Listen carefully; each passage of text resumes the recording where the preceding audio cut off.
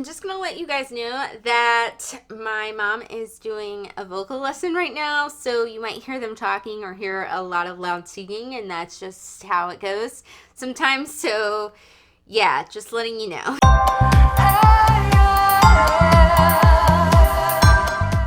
Hello everyone, it is Jazz here. It was requested by a friend of mine that I do the Barkin' Bout Books tag. This tag was originally created by Break Even Books. I will link you to the original tag video in the description in case you want to do this tag just ahead of time. In case I forget, I'm going to just tag whoever wants to do this tag. So that's how that's going to roll. And this whole tag is centered around dogs or pets, but mostly dogs. So I'm going to invite my dogs onto the screen at the end of this video. So if you hang out till the end of this video, you'll get to meet my dogs. And let's jump in to these dog-related bookish prompts. The first prompt is, I've got a bone to pick with you. Name a book that was good until it wasn't. You were enjoying it, and then it ended up disappointing you. Her Fearful Symmetry, I believe it's by Audrey Neppinger. And I honestly can't remember a lot about what made it disappointing. I think part of it is that the book ended up being very forgettable in the long run. But at the time, I wanted to throw this book against the wall. I didn't like how it ended. I didn't think the characters made choices that made sense for what was originally presented. I believe the end got real weird there, and not in a good way. So yeah, it disappointed me a little because the front of the book had some really good bones. It had some good writing style situations, but y'all, those bones just disintegrated.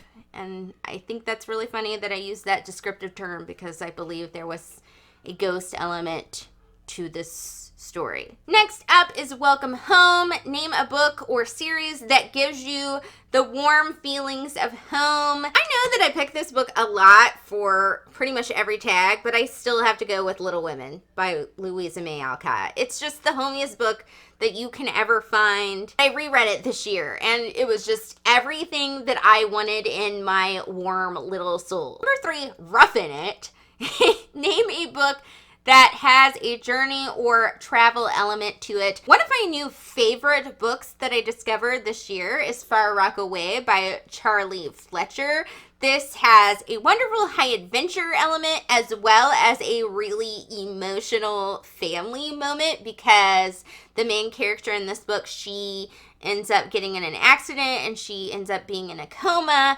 And while she's in a coma, in her mind, she's going on this fabulous high adventure situation, but also on the outside, her family is dealing with her being in a coma, and that is really an interesting aspect to the story as well. Love this book. I think more people should read it. Not enough people have heard of it, so if you get a chance to check out Far Rockaway, please check it out. It's bomb. Marking Your Territory. Name a book series that you will always stand by no matter what. And since the person that created this tag picked their book that they are most well known for mentioning or recommending, I will do the same. If you followed this channel for any time at all, you know that I'm obsessed with Anne of Green Gables and that whole entire series. That is the book that I stand by no matter what. I am an Anne of Green Gables fanatic. It makes me happy. Next up, we have Diggin' Holes, a book that had some hidden secrets or a big plot twist uncovered. I decided to just go with a book by one of my favorite authors and go with Neverwhere by Neil Gaiman because I do think this has a really nice plot twist. I mean, obviously I've read it so many times that it is no longer a surprise to me, but I remember being quite surprised the first time I read it with what goes on at the end here. Stand By Me. Name a book or series that portrayed a very loyal friendship between its characters. I'm going to go with another book that I talk about a lot and that I stand by with all of my being, and that is, of course, The Outsiders by S.E. Hinton. I feel like true friendship is not just standing by someone when there are good times, but also standing by someone during their bad times. And that definitely happens in this book. And I love the friendships between the boys in this book. And I don't think enough people have read this book, even though it's a really popular book. So this is another one I recommend quite a lot because, oh, the friendship, the bromance, yes. Tug of War, a book you have mixed feelings about. I think I'm going to give this one to Dune by Frank Herbert. The thing about Dune was that I really respected it. I think the world building was really well done. I did really understand why other people love it so much. I do think the characters and the concepts are very interesting, but it was another one where the execution kind of went to pieces for me at the end. I think there were some things at the end in particular that could have been better executed, and I do think that the way the world building is communicated could have been done in a slightly better way, because I do feel like you're kind of required to read the index to get some of the elements of the world building instead of there being just context clues on some of that stuff.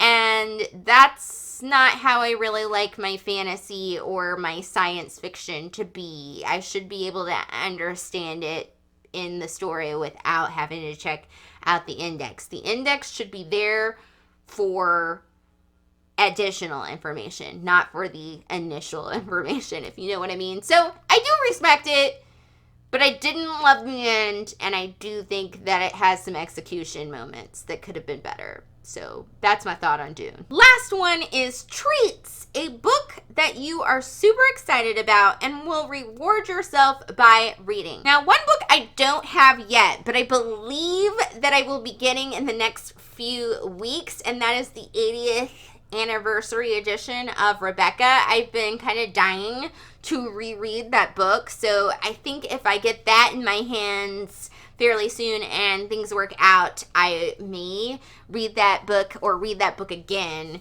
right as soon as I get it. However, a book that I have not read ever yet is Daisy Jones and the Six by Taylor Jenkins Reid. It just sounds like something really interesting. My mom read it and she really enjoyed the story and the structure of the story, so I'm sure that I will enjoy it. And I believe there is a film adaptation coming some point in the future. Who knows? Movies are crazy right now. But I do really want to check this book out, and I've had it for a while, so maybe I'll try to pick this up soon. Now it's time for dog introduction. So this is one of my dogs. His name is Squeakers. He's named Squeakers because he squeaks when he's excited. He doesn't like to be held very much because he likes to play around and flip around and look at stuff. So he's my excitable one, but he's been pretty chill. He's a good boy. Yes, you are, Squeaks. This one is my other dog. Her name is Tila. She is a toy poodle, and she thinks she is a baby. She even lets me hold her like a baby, like this, which most dogs don't let you do.